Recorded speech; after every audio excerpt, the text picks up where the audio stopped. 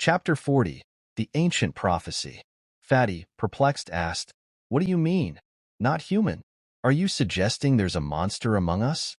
I countered, "That's not what I meant. We've been together for nearly a month. We know each other well.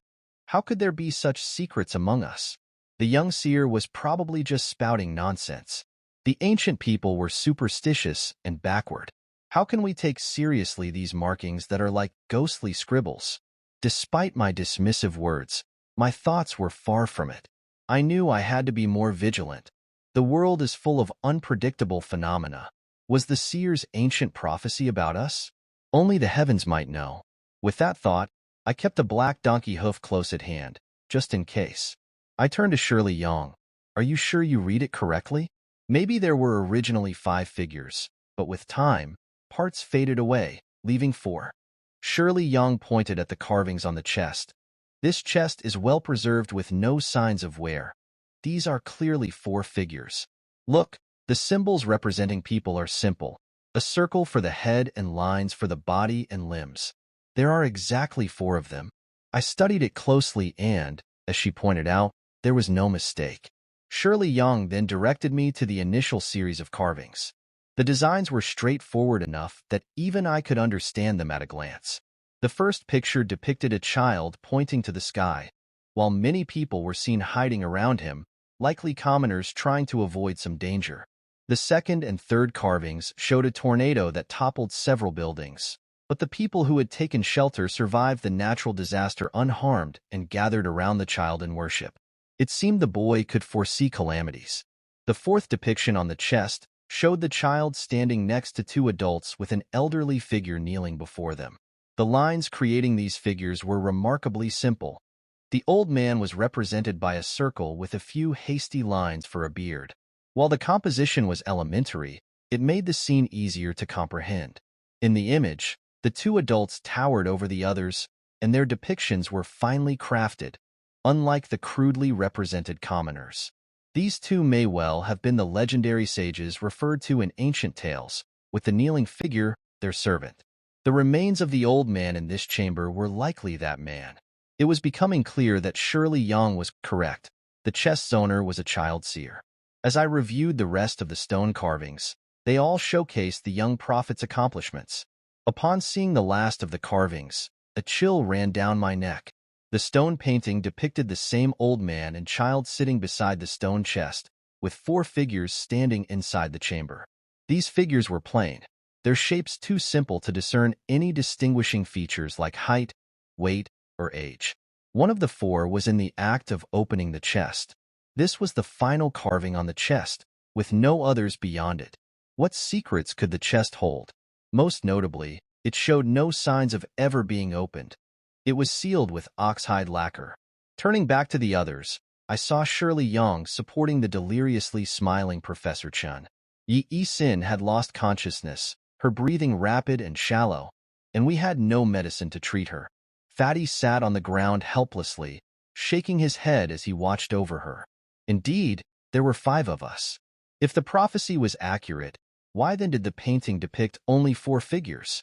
My mind raced through all possibilities, but I couldn't come to any conclusion. Could it be that among the 5 of us, one is not human, under the control of some demon or ghost? Or, as Fatty suggested, could Shirley Young be the reincarnation of the Jingjue Queen? Such talk of reincarnation seemed ludicrous and superstitious. I didn't believe in it. But was the discrepancy due to an error in the ancient prophecy?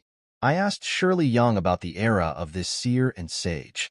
Shirley Young answered, "Based on the records of the western regions of the Great Tang, the sage of the ancient western regions should be from the 16th century BC, around the Xiaoshang period in Central Plains.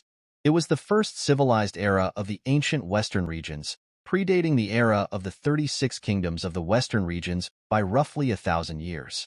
I did a mental calculation and was astonished at the ancientness of it all. This made the prophecy on the stone chest even less credible. Perhaps the seer made a mistake, omitted a figure. Accuracy in calculations can often yield errors, let alone a prophecy spanning thousands of years. I then asked Shirley Young if anything on the chest indicated what might happen after opening it, or if there would be any dangers. Shirley Young shook her head. There are no additional hints. But trapped in this small space, with no visible means of escape, our only option is to open the chest. Perhaps, knowing that we would come here unwittingly, the seer might provide guidance on how to leave. Growing impatient, Fatty sauntered over and pushed me and Shirley Young aside, exasperately saying, "You two have been studying this for ages and got nowhere. How's this little brat supposed to have seen the future? Enough speculation, it's just a broken box, and it's not even locked. Right. Wasn't it foretold that one of the four would open the chest? Let's just open the damn thing. Old Who, come give me a hand." As he was about to open the chest lid, Yi Sin, who had been unconscious, suddenly convulsed, kicked once, and became still. We couldn't concern ourselves with the stone chest any longer. We rushed over to her. Feeling for a pulse, we found none. She had passed away. Yi Sin had been suffering from acute dehydration, enduring a tough journey and significant stress in the ghost cave within Zaglama Mountain. It was remarkable she had managed to survive until now, but her sudden death at this moment was shocking. The three of us stood there in silence as Shirley Yong held Yi Sin's body and wept. I was about to offer some words of consolation when Professor Chin, who had been deliriously smiling and laughing, unexpectedly stood up, staggered over to the chest, and opened it.